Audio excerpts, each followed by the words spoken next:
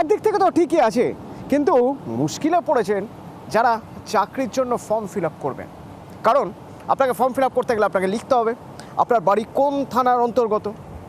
এইবার যখন আপনি দক্ষিণ 24 পরগনায় গিয়ে সার্চ করছেন, আপনি তো ভাঙড়ের কোনো থানার নাম পাচ্ছেনই না। তাহলে এবার কি হবে?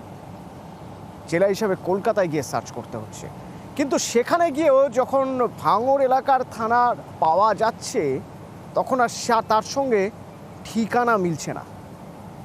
এক অদ্ভুত সমস্যায় পড়েছেন। কল্যাণ প্রতিনিধি আমার সঙ্গে রয়েছেন। কল্যাণ, মূলত কি সমস্যা হচ্ছে যারা ওয়েবসাইট ঘেটে তাদের অ্যাড্রেস, মানে কোন থানার অন্তর্গত তাদের অ্যাড্রেস, সেটা খুঁজতে যাচ্ছেন? একেবারেই অতনু, জানিয়ে রাখি, গত 2 মাস হয়েছে কিন্তু এই ভাঙড় এলাকার দায়িত্ব নিয়েছে কলকাতা পুলিশ। আর কলকাতা পুলিশ দায়িত্ব নেওয়াতেই যে মোট কাশীপুর থানা এবং ভাঙড় থানা ছিল, সেই দুটি থানা ভেঙে মোট 8টি থানা হয়েছে। খুব ভালো কথা, এই 8টি থানা হয়েছে। 8টি থানা হওয়ার পর যে সমস্যা মূলত হচ্ছে, যে যারা চাকরি প্রার্থী, সব থেকে বেশি সমস্যা হচ্ছে তাদের।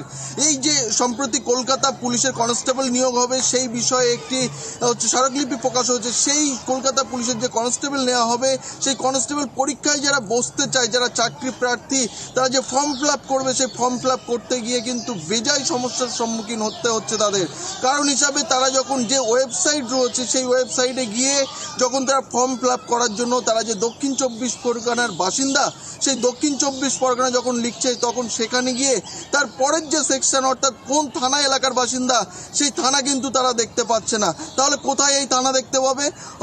তারা দক্ষিণ 24 পরগনা পাশের জেলা কলকাতা জেলা, সেই কলকাতা জেলা যখন সিলেক্ট করছে, তখন কিন্তু এই যে ভাঙড়ের মোট 8টি থানা হয়েছে, সেই 8টি থানা দেখতে পাচ্ছে। সেখানে যখন থানাতে ক্লিক করছে, তারপরেই আসছে পোস্ট অফিস, পিনকোড, এই যে সংশ্লিষ্ট যে সমস্ত ধাপে ধাপে যে অ্যাড্রেস রয়েছে, তাদের যে ঠিকানা রয়েছে, সেই ঠিকানা কিন্তু কোনোভাবেই মিলছে না। ফলে যদি তারা এইভাবেও ফর্ম ফিল আপ করে, তাহলে অ্যাডমিট পাওয়ার সময় তাদের সমস্যা হবে। আর তার জন্য শান্তি তো ফিরেছে, কিন্তু সমস্যা যেটা হয়েছে, নিজের ঠিকানা এবার হন্য হয়ে খুঁজতে হচ্ছে। তার কারণ সঠিক ঠিকানা যদি না দেওয়া হয়, কোন থানার অন্তর্গত তা যদি নির্দিষ্টভাবে না লেখা হয়, তাহলে চাকরির পরীক্ষার ফর্ম বাতিল হতে পারে।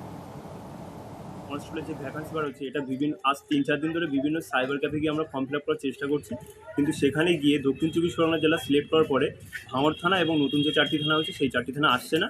এরপর আমরা ফর্মটা ফিল আপ করতে পারছি না। এই ভাঙড়ের যে নতুন 8টি থানা হওয়ার কথা আছে, কিন্তু বর্তমানে 4টি হয়েছে।